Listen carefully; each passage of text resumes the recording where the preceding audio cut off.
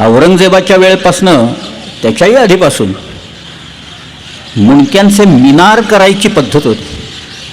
औरंगजेब विचारायचा मुंडक्यांचा मिनार केला का म्हणून. मिनारांची चित्रं आहेत, मुंडक्यांचे मिनार केल्याची चित्रं आहेत. औरंगजेब जो दक्षिणेत निघाला त्याच वेळेला दक्षिणच्या स्वारीला त्याला माहीत होतं की आपण मराठा कंट्रीमध्ये जातो आहे आणि it's a long drawn battle, इतक्या सहजासहजी हे युद्ध संपणार नाही आहे. म्हणून तो निघताना तो म्हणाला मला देवळाचा कळससुद्धा दिसता कामा नये कुठल्याही. त्यामुळे औरंगजेब ज्या वाटेनं आला त्या वाटेवरची देवळं ही पूर्णपणे पाडून नष्ट करण्यात आली.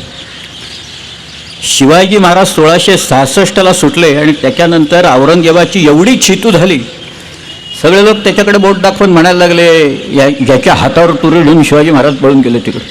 इतकी नाचक्की झाली की त्याचा राग औरंगजेबाने काशी विश्वेश्वरावर काढला आणि 69 साली काशी विश्वेश्वर भ्रष्ट करून टाकला.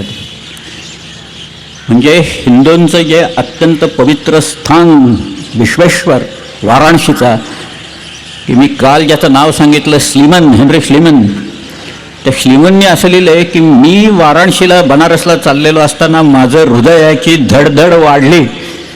याचं कारण मी या हिंदूंच्या सगळ्यात मोठ्या अत्यंत पवित्र अशा ठिकाणी चाललो आहे असं म्हणणारा श्रीमंत कुठे आणि इथं मुंडक्यांचे मिनार रचले का असं विचारणारा औरंगजेब कुठे.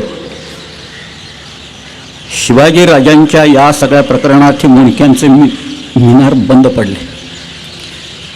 एक माणूस मनात आणलं तर काय करू शकतो त्याचं आपल्याच राज्यात घडलेलं हे ज्वलंत असं उदाहरण आहे.